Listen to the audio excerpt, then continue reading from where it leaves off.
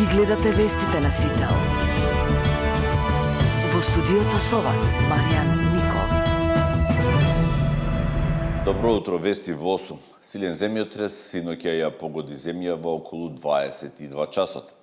Сеизмолошката обсерваторија при Природно-математичкиот факултет соопшти дека синоќа во 22 часот и 5 минути регистрирала земјотрес чиј епицентар потекнува од територијата на Република Косово, на околу 45 километри северозападно од Скопје, со Рихтерова локална магнитуда од 4,6. Земјотресот е почувствуван во Тетово, Гостивари во Скопје, додека во останатите делови имал и послаб интензитет.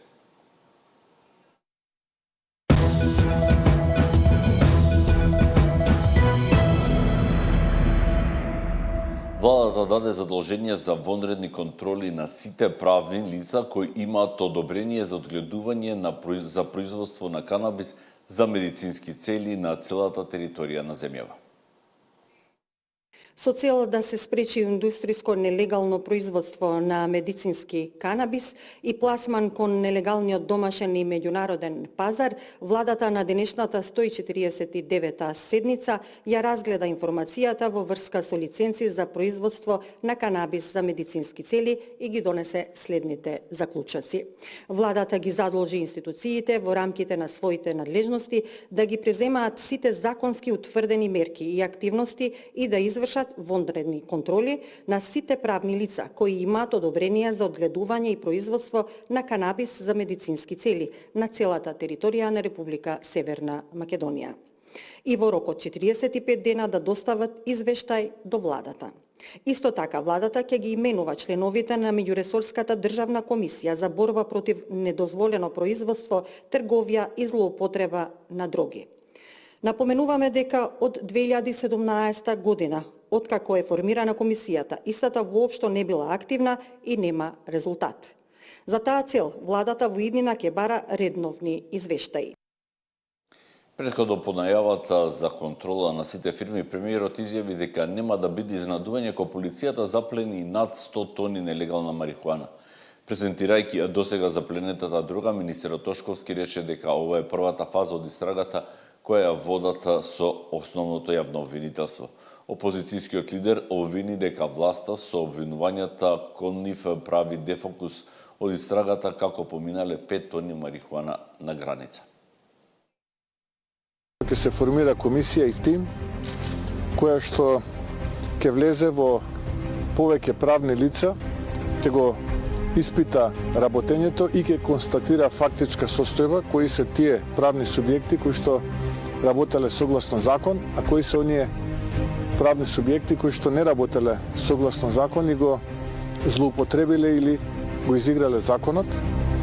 Но сето ова кое што се случуваше изминативе денови има за цел да покажеме дека нема компромис со неправдата, нема компромис со беззаконието. Законски е истата третирана од страна на фирмите од каде што беше одземена, така што истата ја складиравме привремено во рамки на простории на Министерството за внатрешни работи, се со цел да биде искористена понатаму во рамки на доказната постапка. Покрај сите гранични служби, царина, полиција, кој бил таму надлежен, ги гледале ли пратките, бараат ли документи, тоа се 3 камиони, шлепери, 4, колку се тие за да помине 5 тона дрога.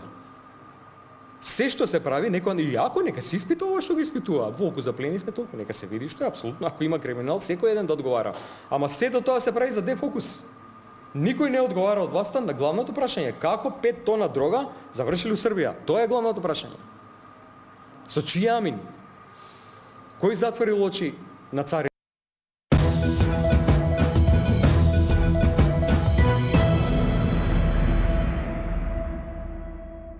ССМ вчера на 2 часа ги блокираше влезовите на собранието со барање за 600 евра минимална плата и 100 евра зголемување на сите други плати.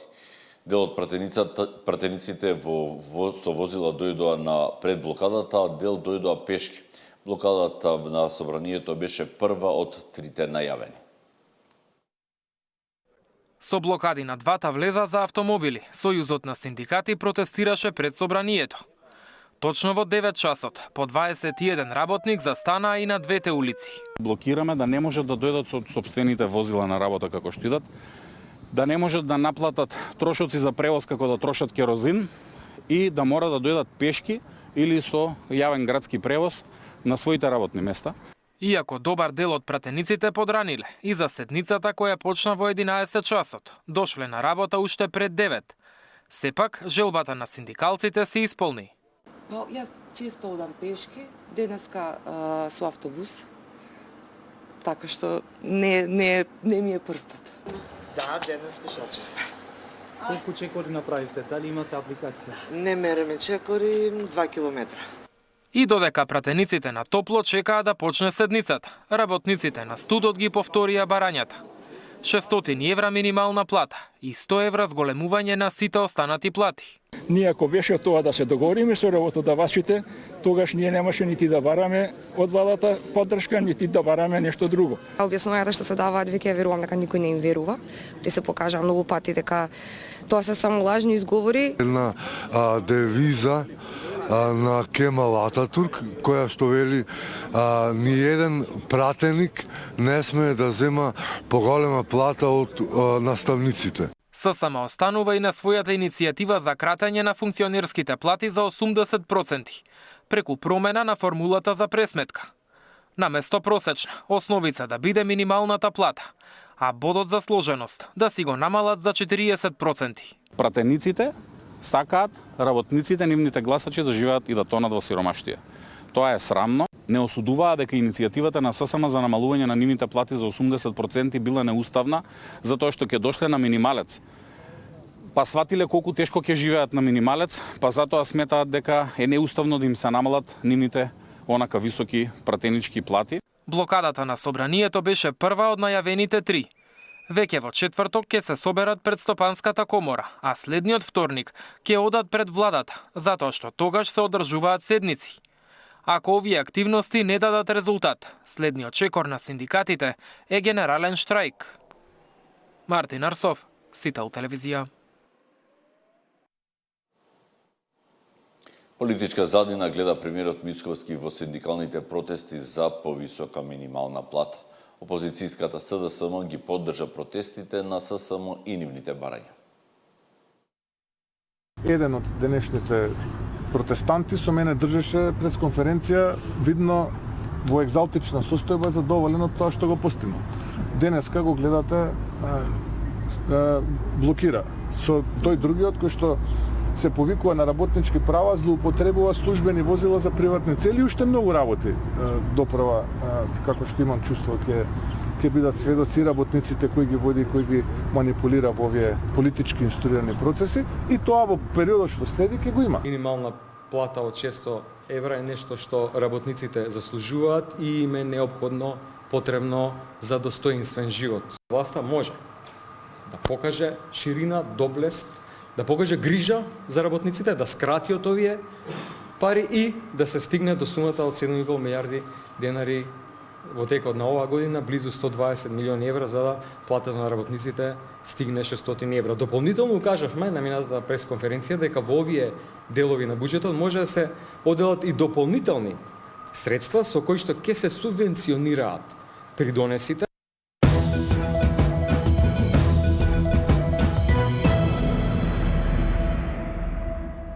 Синдикалната коштничка на ССМ е креирана да прави постојано притисок врз владата и работодавачите, изјави во тема на денот заменик министерот за економија и труд Маријан Ристевски.